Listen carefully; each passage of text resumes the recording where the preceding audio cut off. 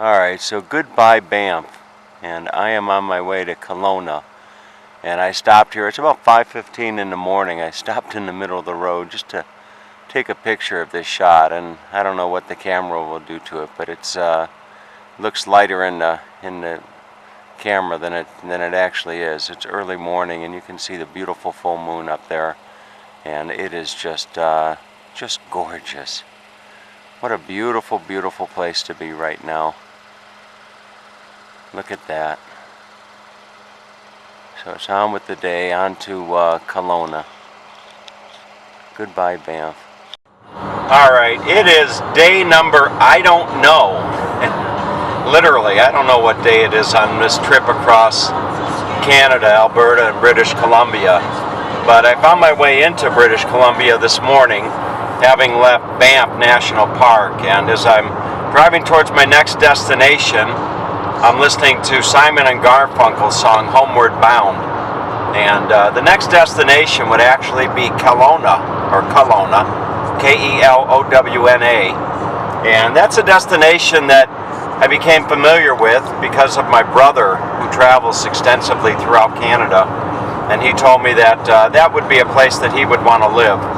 So knowing him as I do, I would imagine that it's got to be a pretty special place. So I have a campground tonight, or have a I'm going to camp tonight in a campground on a lake. Kelowna is on a very beautiful lake, and I've seen a lot of pictures of it. And then I'm going to do Airbnb for 2 nights, Friday and Saturday night. So one of the things about traveling, such as I've been doing down the road, is it gives you a lot of time to do a lot of thinking. And as I drive along here, I cannot even begin to tell you the similarity between this region of Canada and that of Northern California, where I spent the better part of my adult life. So it really is an interesting comparison as I drive along, and there's so many thoughts that go through my head as I drive along. And you know, one is, you know, I don't trying to articulate my thoughts here. You know, Florida is a great place, but it just doesn't feel like home. And Northern California was home for 30 years, and that doesn't feel like home, you know, anymore. So I mean, as I drive on these trips, such as I'm doing, I keep wondering if there's a place that's just going to reach out and grab me, and it'll feel like home, you know. But anyway, I don't know. But it's a beautiful day today. The weather here is going to be probably in the 80s and up into the low 90s over the weekend. And off in the distance, I can see vineyards growing. So this is very, very, very similar to Northern California, where I spent the better part of 30 years. And I'm looking forward to getting into Kelowna and just relaxing for a few days. I'll be working, but working during the day, and I'm 63 kilometers from Kelowna as we speak on 93A headed south. But I'll be working the majority of the time that I'm there, with the exception of you know, the late afternoons or evenings. And I'm going to just try to have a nice relaxing time while I'm in Kelowna before heading further west over to Vancouver and Vancouver Island. So it shouldn't be too long before we're actually into Kelowna. Alright, there is the sign welcoming me to Kelowna here in beautiful British Columbia. And it is just after 11 o'clock on a Thursday morning. So I've got all afternoon to just relax and unwind after the better part of a week in the grizzly bear country. So it looks like it's a rather large city. I don't know what the population is, but it is a large city, and I'm going to be here and enjoy myself for the next 3 nights. Alright, so you are looking at what has been my office for the last 3 hours. I found my way into Kelowna and found my way right into the public library, which is always a great place to get some work done, and also watch this circus that's going on in Cleveland right now.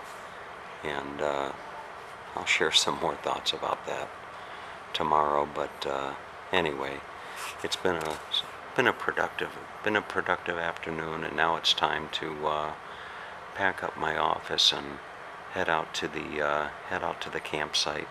I haven't seen much of Kelowna since I arrived, but what I have seen, it looks like a great city. It's quite a contrast going from being up in the traffic of the mountain, traffic of the national parks, coming back into the traffic of a busy city such as Kelowna.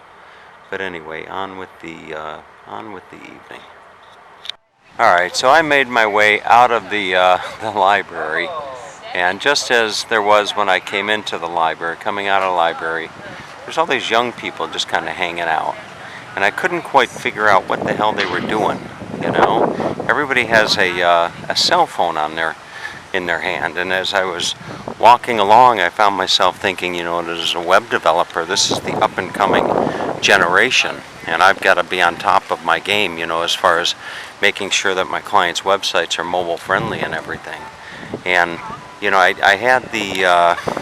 took it upon myself to come over and ask one of these guys, what is it about this area that attracts all these people?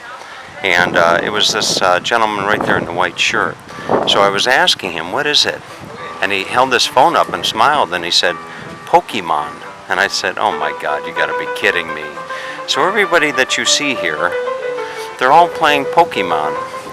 And I asked him if he was winning or not, and he kind of smiled, and I said, what do you get? Do you get t-shirts? Do you get baseball caps? Do you win money? This is the guy that I was asking right here. So he is the grand master of Pokemon, he was telling me. He's better than any other Pokemon player in all of Kelowna. So I don't know about that, but I'll take him for his word. He said he is the best. He's the Pokemon master. So anyway, but everywhere you go, it's just it's Pokemon. I don't even know what the hell Pokemon is, but maybe I should find out. No, seriously, I was almost thinking that playing Pokemon was a waste of time, and it may very well be for a lot of people.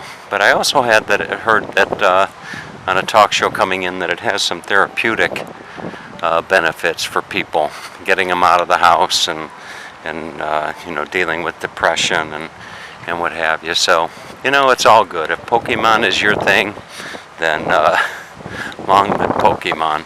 But right now, finding my campsite is my thing. So I got to go and find my campsite. I'm actually across the river from where I'm at right now, and it would be West Kelowna. So it's relatively early. It's only about 7 o'clock, and I'm in a relaxing kind of mood. I'm going to have a nice fire and just kind of mellow out by the river. I've got 3 nights here in beautiful Kelowna. Alright, so after asking a few folks for directions and tips on a place to eat, I made my way over to what is called Waterfront Park, and the name is relatively obvious. The harbor is right here, and this is a rather large lake. So this is the Grand Promenade right here, and it's just a very relaxed summer evening. Not too much happening. It's a Thursday night as I walk down the promenade here, and just a lot of people kind of sitting and enjoying a wonderful, really nice summer evening. I think today is July 20th or 21st or something like that. And you'll see the bridge right over there off in the distance is going over to West Kelowna, and that's where I'll be staying. My campsite is just over there, I believe, if I'm not mistaken. I think it's called Bear Provincial Park, and I've got a nice campsite over there. The campsite is completely filled up for the weekend. This is a very popular spot for people in this region of Canada to come. As a matter of fact, my client from Red Deer, north of Calgary, is coming down here for the last week of the month of July for a holiday with his family, bringing his boat down. But it really is the town has a very, very nice feel to it. And my brother, who had turned me on to this location, certainly knew what he was talking about when he suggested that I come down and come and check it out. So that I did. And just up ahead is my restaurant for the evening called Roses, and I'm going to go and have myself something nice to eat before heading over and settling down for a nice evening in the tent. It'll be my last evening in the tent for well over a week, as I've already started making my bookings for Vancouver and Victoria Island. So let's go inside Roses and get myself a bite to eat. Alright, so I made it to Bear Creek Provincial Park, and I got the last campsite last night when I was checking in. So it's a very, very popular campground, and they are completely booked for the next several nights. And I'm in space number 65, which is just right around the corner. This is right on the lake. Nothing fancy, but nice and comfortable. You can see the lake right through there, and there's the lake. And very beautiful evening. So this will be the last night camping for me for the better part of a week. So the next time I camp will probably be a week from tomorrow night on Vancouver Island, if everything goes as planned. So my space should be just right up here.